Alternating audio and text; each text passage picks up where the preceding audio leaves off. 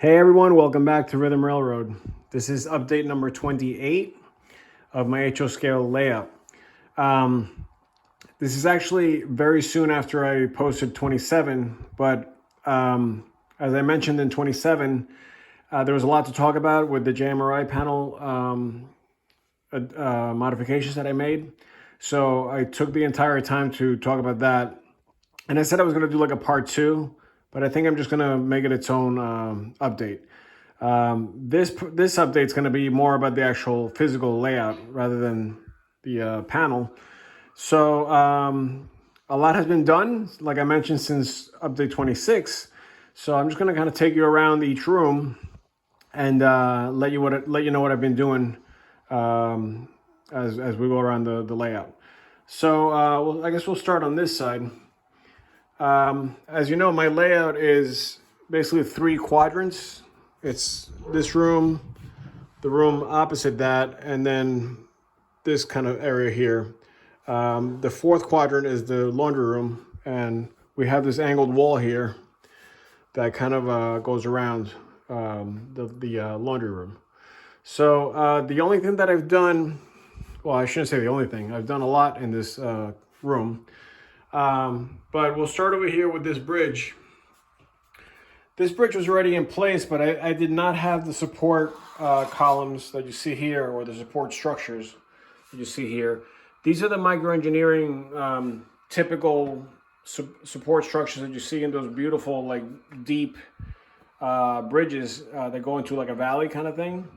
I've always wanted this in my layout somewhere, but as I was planning this layout, I didn't plan for a really big, deep valley. So I still decided to use them for this scene here, since I can get part of the structures. I really like the way microengineering made these models. So even though I'm using a Walters bridge, I'm using these structures just to make it look a little neater, a little nicer. Rather than just doing, typical cement columns, which was what I was going to use originally. I was going to use these and just make them look like concrete and just put one there and put one there. Now, the only thing I ran into with the way I designed this is that when I bought the bridge sections, I didn't realize that the 90-footer, which is that center section there, was going to be a little deeper. You can see it goes a little lower than the other sections, which I believe are, I want to say 50-something footers. So because of that, it created a problem with where I was actually going to support the bridge. Now, theoretically, you're supposed to do it where, this sits at the far end of each section, this sits on the other far end. And not necessarily like this, where the way I did it was, in the middle of this section and at the end of this section, the same thing here, there and there. Now, the reason for that is because this is a curved bridge. And again, it was just, the bridge was already in place, and then I added these support columns. So the only way I could get this to really function, where most of the weight of the train, where it's the weakest, this is the weakest part of the bridge, needs the support, is here and here. So I just made sure that those were there first, and then wherever these landed, I didn't really care, because I'm going to have also cement or concrete pillars that are going to go from here down. So these are obviously going to stick out a little bit, and they're going to go down to wherever the ground will be. So I am getting the support from there and here, and this, it's kind of not ideal, because as the train comes through, the weight's getting distributed this way and it's landing on here. But it doesn't matter, because it's a model, so I don't care. And the track is glued to this really well, so it's not like it's going to buckle or anything like that. It's not going anywhere.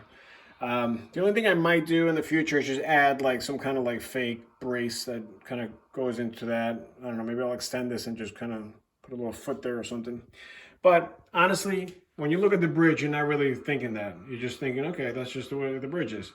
And also, once you put trees and stuff up, which is what I plan on doing, you won't even notice half that stuff. So I'm going with that. It was the best way for me to do it, without creating, a bigger problem, which is the center could eventually dip. So there's enough support there. I already put, three locomotives on top of the bridge and left them there, and it's fine. It's not going anywhere. The other thing I wanted to do, which is something I always saw on pictures and stuff, is created where it's on kind of like a hill. So the way I made these brackets, which I just kind of took from one of the lower sections of this bridge, I just scratch built it, or kit bashed it, whichever way you want to think about it. And I just kind of made these angle brackets there because I knew I wanted to bring the ground up to them. So the ground is actually going to be going like this and up like that. So then whatever concrete pillars is going to be here is going to start from like this point. So I wanted to show some kind of like hill. This one's actually higher. As you can see, it's sitting on top of a piece of wood there. And this one's actually a little bit higher than the other one. So this hill will be a little steeper. So this will probably be more like up here by the time it gets down to there. But I just like the way that looks also. And so I figured I'd just kind of put that in there as well. I was able to weather it, and I like the way it came out. It actually came out better than I thought. I used a slightly different technique than I use normally, but it looks pretty good. I like that it looks faded, and at the same time it looks like there's rust and things that leak from the rail and whatever else might be falling apart there. Then the other thing I did, which I'm kind of happy with how it came out, is that I weathered the ties. Because these things are sitting under the sun and they're getting bleached, and they're fading, and sometimes they replace them, and so I like the way it came out. It might be a little heavy on the white ones. Actually, not. I'm looking at them on the camera, and they look a lot whiter on the camera than they do in person. In person, they're not that different. And then what I did is I added code 70. This is code 83 rail. But I added code 70 rail as my guardrails, like my other bridges. So I just kind of laid that by hand. I just kind of curved it as I went and glued it with super glue. And then what I did is I took a file and I filed down the ends here, because some of the Bowser locomotives, which have a very deep truck box or gearbox, were kind of snagging. They were kind of like hitting that on both ends. So I brought that height down, because that seems to be the only place where they snag before they get on the actual bridge and settle. Although I don't know why they're doing that, because the bridge is pretty level. Like as far as like the approach, there's no like real like hump or anything. Maybe a very slight hump, but that's about it. So this is basically the bridge scene. I think it's kind of cool because there's a lot of photo opportunity here, and I love the way all the crossovers that go into the yard and all that stuff happen right here under the bridge. And also because I left this window in the back open, which will eventually, this will all be blue, so it'll just kind of blend into the next room, which will be also blue, the sky blue. It'll kind of like blend in, and then you could, when you take a picture this way, you see everything, and you could get a train coming this way, you could get the train going that way and one coming out, So I think that'll be kind of cool. This area is obviously, well, not obviously, but eventually going to be a hill that goes up. So this is basically going to be all hill like this. And then it's going to start to come down before it levels out here and then does a slope thing that I told you before. So, and then on the back, it's actually going to kick up on this side, and it's going to come up this way. So the back of the track here is going to have a little dip, and then it's going to kind of like level out to the back. And then I'm going to have trees and, a photo backdrop there, so it looks like it's very deep. I was trying to get this to be curved, but it was just too much to bend, and there was too much going on there. So I still have to put the tape and the plaster and just get it all to look uniform. But I'm also going to have a lot of trees here, so you'll barely be able to see that corner there anyway. And once I get the lighting on here, it'll all even out, I think. So that's like the biggest or the most current addition as far as structures. Then the other thing I've been working on, which I kind of glanced at before, is my yard throat, or my rail departure and the entrance to the yard. And I decided to go with a double slip switch here, even though it's not super prototypical. I mean, normally you would have two switches. But the reason I did that is because I don't have a lot of room in my yard. And that obviously, adds another number 6 worth of track work. So in other words, if I had two number 6s there back to back, you would lose that distance in the actual yard body. So that's number one. Number two, I needed some kind of short lead that wasn't going to interrupt the mains. So by doing that, I was able to add this little piece of track here, which will be a little longer than this. It's actually going to come out to here because I can get about 3 locomotives in here, or 4 locomotives comfortably. Now, the reason that's going to work out that way is because if a train comes in from the other side, it's a double-ended yard, by the way. So if it comes in from the other side on the arrival departure, which is this here, then it could leave the cars there. The locomotives can come this way rather than have to go into the main. The mains are not interrupted. They could come all the way in and then back into the yard and into the facility.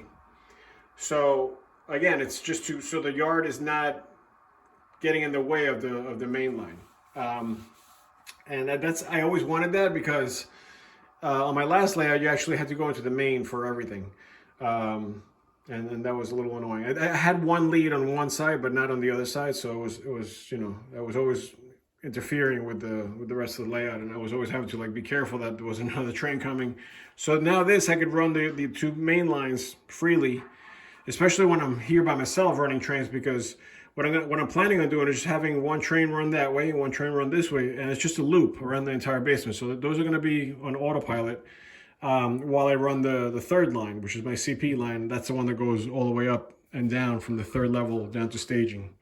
So, but when I do have some kind of session, it'll still work out better this way, because you won't have people, have to ask for track and time and all this stuff down there just to utilize the yard.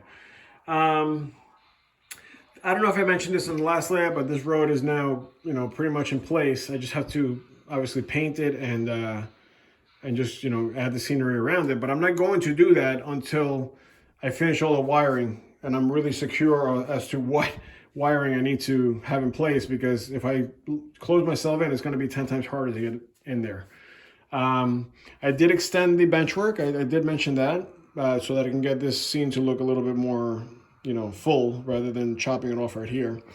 But with that said, I did kind of cause a little bit of a problem, because now I have to get my tortoise machines figured out here, or servos, or whatever I'm going to use, and the only way to get in there is through staging, and I don't have that much room here. I have my 12 inches, but that's way in there. Like, you can see where those cables are right there. There's a turnout right there. You can see the frog wires coming down from there.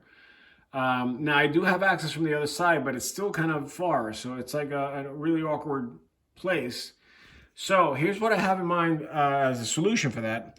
Rather than putting the tortoise machines under the layout, what I might do, since all these are going to be kind of close to each other, is right here where there's an open area here, I might mount them all on a piece of wood here, and then run through some kind of channel, run all my machines, or at least the ones that are here that are inaccessible, because I would need one here, one there, and one there, at least to get me into into there, and then I can go from under. Run them all into this area here and make this like some kind of building, some kind of structure, or make it a mountain or some kind of hill that goes over them, where I can also pull it off if I need access to that. I think that's probably what I'm going to do. Although I did want to have this area as more locomotive parking, so I might go with just a rectangular kind of storage building or whatever, that will allow me to put a few more tracks here for parking, because I can come all the way to here with that. So I can get 2 or 3 locomotives within each track if I decide to go with that plan. So that's an idea. I mean, if I really have to do it, I'll go under, but it's going to be really tough. I'm going to have to like kind of go blind and just kind of go by making markers from the top down, and then working my way back up. Who knows? If anybody has any ideas for that, let me know. But with the channels, at least I can access everything, and I won't have to be going down there if anything goes wrong. So that might be the better solution.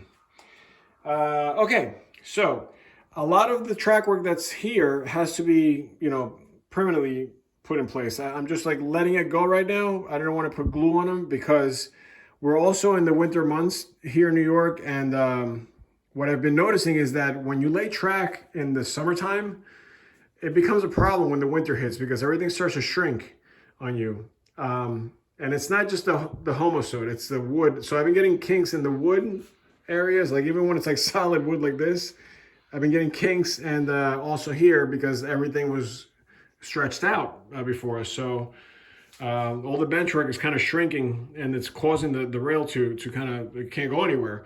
So I've been fixing things as we go, and a few of my friends and a few of the people that I speak to online, and also people that have made comments on YouTube, have shared with me the same problems. So the last person that commented on my layout, I forget the actual name of the his YouTube channel, but I think his name is Dave. He said he has a very similar setup to mine with the homosode, and he said it took a year of cutting gaps and doing whatever before the everything kind of settled. So it was able to close, with the gaps in place, and it was able to stretch out and the gaps not be too big, I guess. So that's what I'm kind of hoping for. My 1 year mark is going to be March, but I'm waiting until it gets very hot to see if even with the AC down here, things happen. And when they do happen, to see if they move within those gaps and, nothing goes crazy like it kind of did. Most of it is my fault because I didn't know about that. So I basically put every single piece of track together all the way with no space to move. And I soldered every single rail joiner with every single turnout and everything. So now that I learned my lesson, I've been kind of like adding joiners that are not soldered and gaps. And the new turnouts that I've been installing, I have not soldered on the straight part, only on the curved parts. And live and learn, I guess. But layout's running fine. It's just that I wish I kind of knew that before, so that there wouldn't be so many cuts here and there. I'm also trying to do the cuts where they're evenly spaced between the ends of the flex track, so they're not like gapped so close to each other from section to section. So what else is new in this quadrant? Not too much more. I mean, I've been just kind of working on this here because this is something I want to change. So I have this board here just to prevent trains from falling over. Nothing has fallen over, but I did have a few derailments here. And again, this is something that's been happening because I think not only the benchwork is settling, but also the walls are settling because the walls are new. So all this lumber that's behind here is less than a year old. So things are moving. I can see that some of the walls are a little bit, they're moving a little bit. No cracks, thank God. But I can see that things are getting pushed here and there. And now I have a little bit of a dip here all of a sudden that wasn't there before. And I think it's because the walls are moving and it's causing all this wood to kind of bend and give. So I think what I might do is redo this little section. It's basically just from here to there. And I'm going to make it less sharp so that I can kind of come out more this way. I was trying to push it back more so that this scene can not have anything on top of it, but now that it's done, I do have a lot of room here. There's actually like a good probably 2 feet from this track to that track. So if I come out a little bit, I don't think it's going to cause any problems. So in other words, this downhill here, I'm going to open up a little sooner and have the connection of the bridge further this way, so I don't have to cut the corner so tight. So that's what's been happening there. Over here, the only thing I've been working on is basically my double main line for CSX. So you can see I'm getting very close. I have all of this laid already. The only thing I'm going to add is a curved turnout here. That's going to give access to this industry. That's going to be sitting all through here, and I'm going to add benchwork here. So all of this is going to be one industry. This one's already in place for that industry, whatever that's going to be. There's a lot of room there also. And then I got to here, where this is where the bridges are going to be, obviously. But all I got to do is add that. But I ran out of track once again, and everything again is sold out everywhere, so I can't get the track anywhere. The other little gap I have to fill is from here to right there.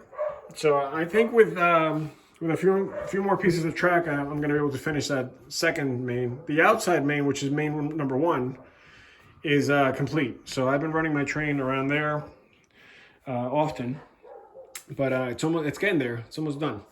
I also added all the block detection, which you probably saw in my last video. So everything is getting picked up nicely on the CSX section. What else? So I think this part of the room is pretty much set. The one thing that I have as like a goal is to finish the backdrop panels, because I keep building and building and building, and you know, I don't want to get locked in before I can squeeze something back there. So I want to just add this one and the one back there. I have to do all this here. I have to mount this. This is just kind of sitting there floating. And then obviously I have to figure out what I'm going to do here as far as how I'm going to mount the backdrop there. But then when I'm done with all that, then I have to also spackle, you know, put the tape in, spackle, and do all that. I do plan on using a lot of photo backdrops, not the entire thing, but you know, here and there. So all those have to be in place, and it has to be painted, and it has to be, I also want to fade it down with white so it doesn't look the same blue the entire way, and it'll give it a more realistic effect. And so, you know, that's on my list to do. All these crossovers are working nicely. The only thing is that this one is a number 5, and by the time I figured that it was a number 5, it was a little too late. I would have liked it to be a number 6, so that it wouldn't be so tight before it hits this curved one. I'm just afraid it's a little too much, especially for the longer equipment, with you know, with the way it comes in. But I really haven't had any major issues. I only had one derailment one time with 2 of my Gevos that were back to back, and I guess the couplers are so tight together that when they did this, it pulled the back locomotive off the rail. So if that continues to happen, I might have to replace that. Let's talk about the gate. So the gate has been, the bottom part has been really good to me. And you know, gates, they can be problematic. I already knew that. But I tried to build it as beefy as possible and as rigid as possible with like really big braces and everything so that I wouldn't have any problems. And I knew I would eventually have like minor things. But the good news is that the gate itself is not the problem. The problem is the benchwork on this side of the gate. So again, this was one of my first projects. It was like 90 degrees outside, and I built this thing. And so you see this gap here. This was a lot closer together, because this part of the benchwork was pushing up against that. It was expanded. Now the gap, it's like probably, it's been like 16 degrees at some points outside. So, you know, I've been battling the extreme cold here. I mean, for New York anyway. And so this gap has opened up on me. But the trains still go through here. I mean, it's rough. I mean, it's a big, you know, gap to cross. But there's no derailments. They're getting through there nicely. I just wished it wasn't like that. And I also did this I made a little mistake by, once I cut the gaps here, I was like, oh, you know what? Let me give myself a little extra room. So I actually like filed them down, because at that time they were really close together. They were like almost rubbing together completely. And then, so now the gap is too big. So I have a few things in mind. Either I'm going to create something where I can move the track, you know, if it gets out of whack.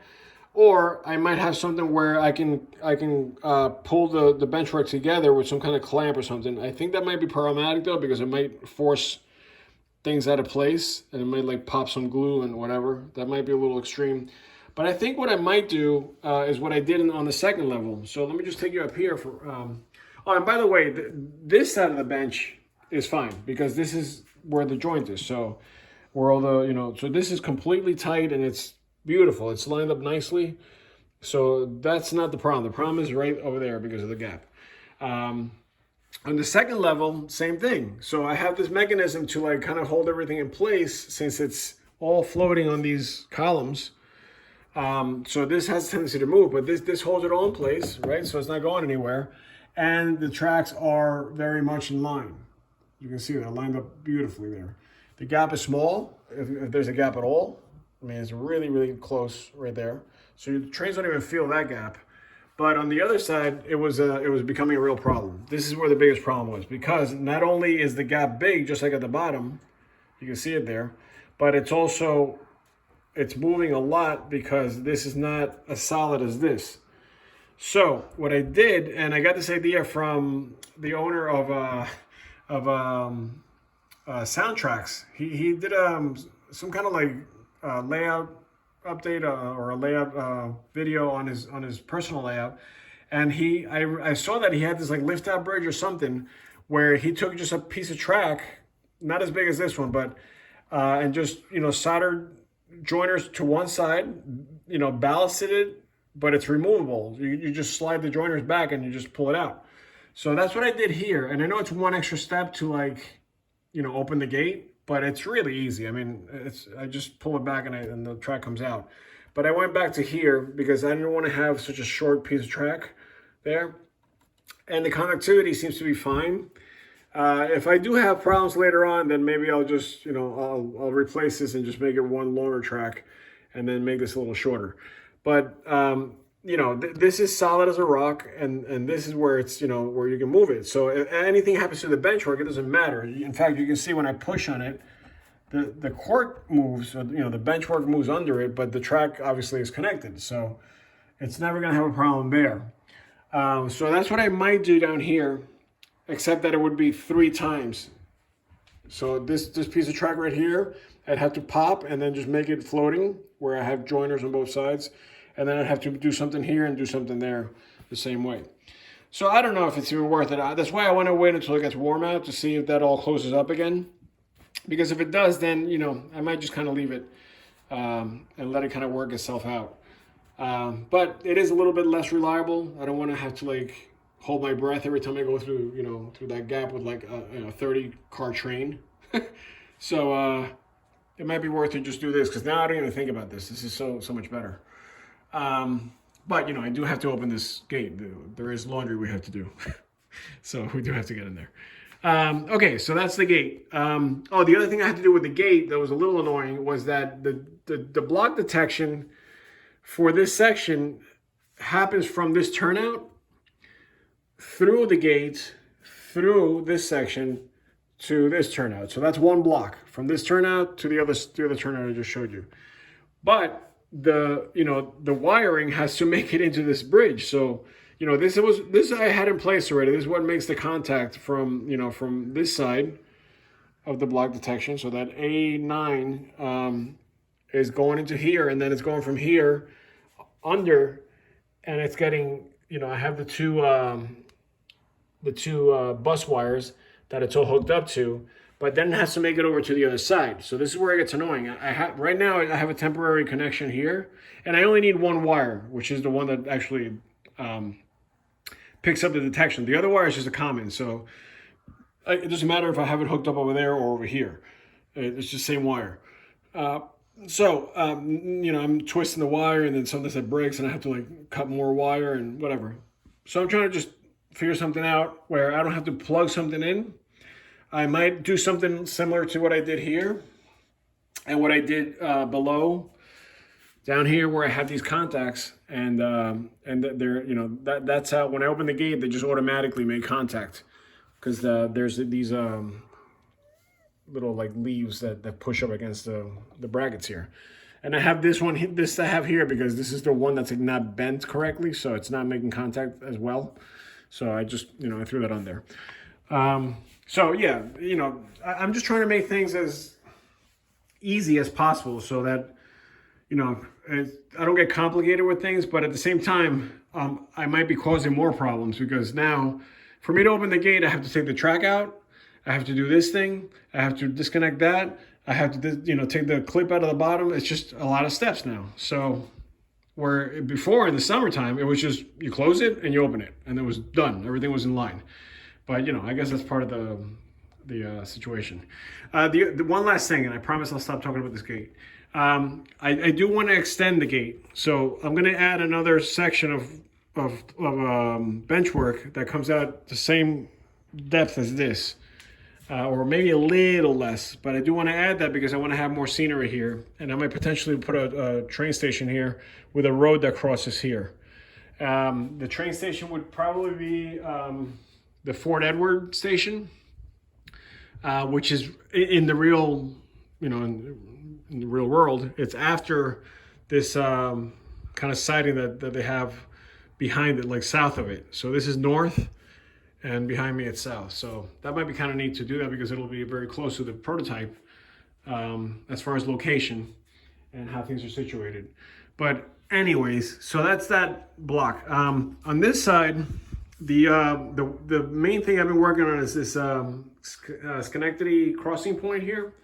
So in Schenectady, there's a point where the double main of CSX crosses over the NS line or the CP-NS line.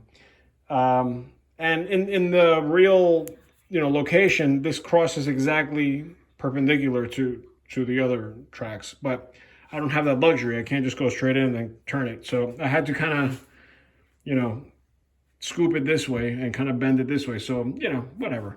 It's just my version of what's happening there. And because of that, the bridge is a lot bigger than the one that's connected. The one that's connected is like almost the size of the track. It's like really narrow. And they don't even have like side panel. It's just like, I think it's just I-beams under the track and that's it.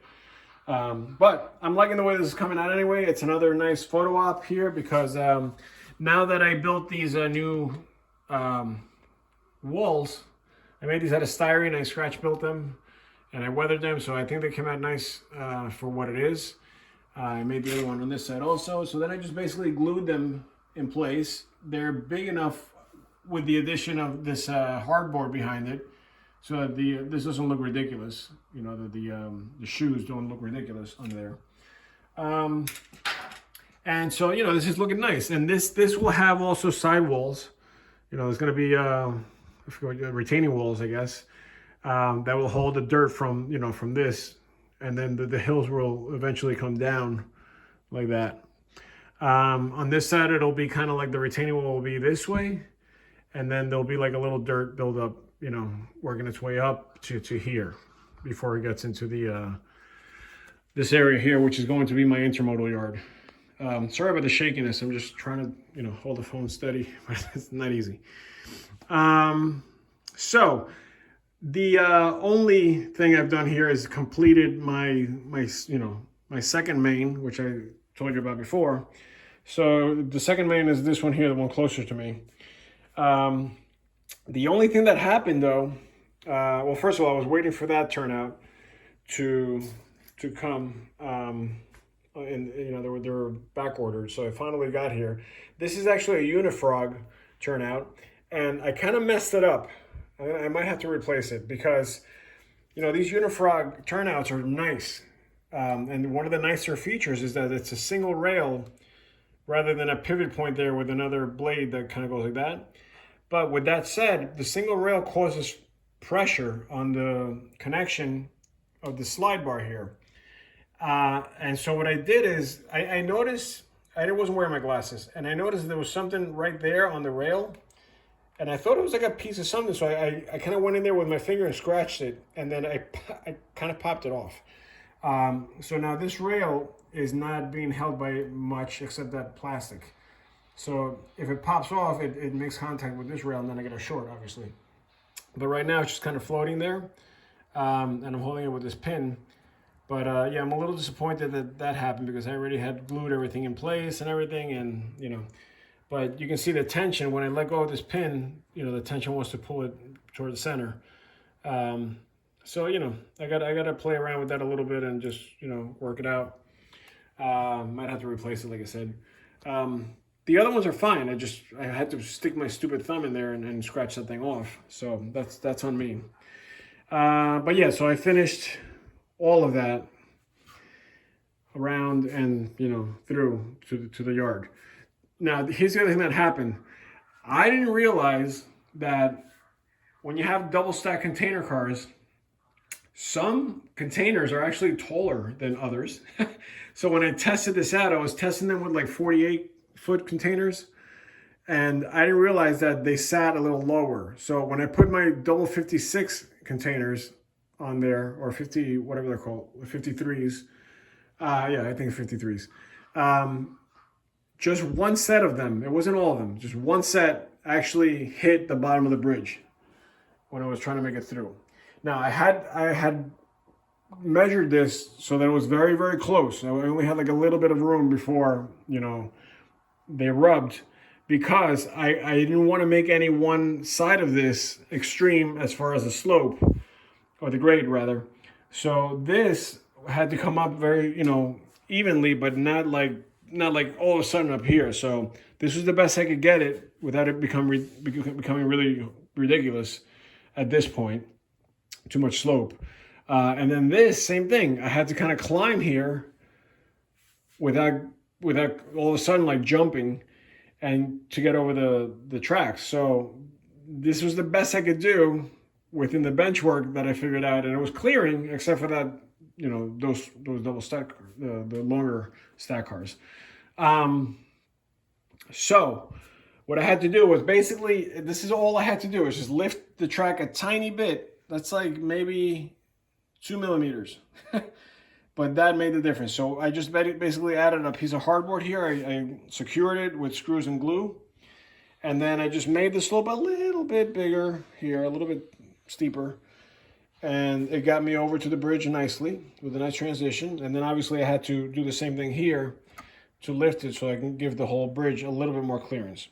So, that's all glued in, that's all shimmed and, in place. I just got to paint it.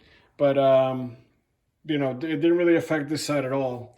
But at least now the containers are clearing without any problems.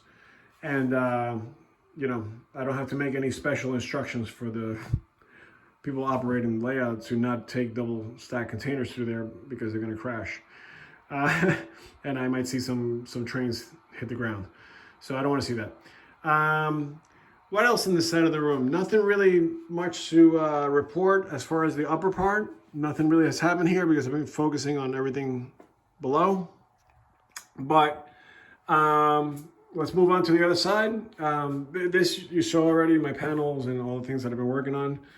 On this side, the only new thing has been I added a yard track here, which is working, it's functioning. This was already here. This is the arrival departure track. Same situation with the double slip here.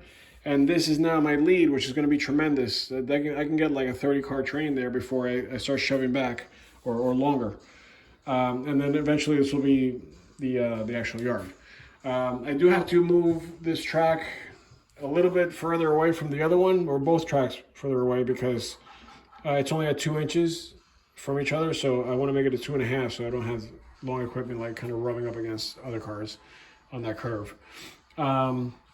But yeah, nothing much has been added to this. I did get a few new locomotives. I think I showed you everything except the 2 MP 15s. This switcher here and this switcher here, which I'm working on. This one has a decoder. It's a crappy Digitrax decoder. It's an old one. So I'm going to replace that, and I'm also going to add sound. There's no speakers or anything in there, but at least it runs. This one is DCC ready, so I also have to add everything to that. But it's not. I can't run it yet. But this is a better one. This is a Genesis, Athearn Genesis. The other one's an Atlas, and I think it's like a silver line, but it's really nice anyway. But this one is, I'm really in love with that one. Yeah, but no other additional trains, minus with the exception of the ones that I've been kind of borrowing from my buddy who's been, he's been with me from the beginning, and he brought some equipment over, including, rolling stock and some beautiful alcos, and so there's a lot of his equipment is here, and I don't mind it. I mean, it's beautiful and it runs great, so they can definitely have a home here. So that's basically it. I talked about all the Ethernet stuff that I've been working on for my display panel and for my remote panel upstairs, which is going to be where the dispatcher sits. In fact, that's what I'm working on today. This video is going to stop here. It's going to end here, but I'm going to actually make an additional video for update 27, only for the purposes of showing you the upstairs situation with the remote system. So looking forward to showing you that. The goal is to be able to run a train from upstairs without being down here at all.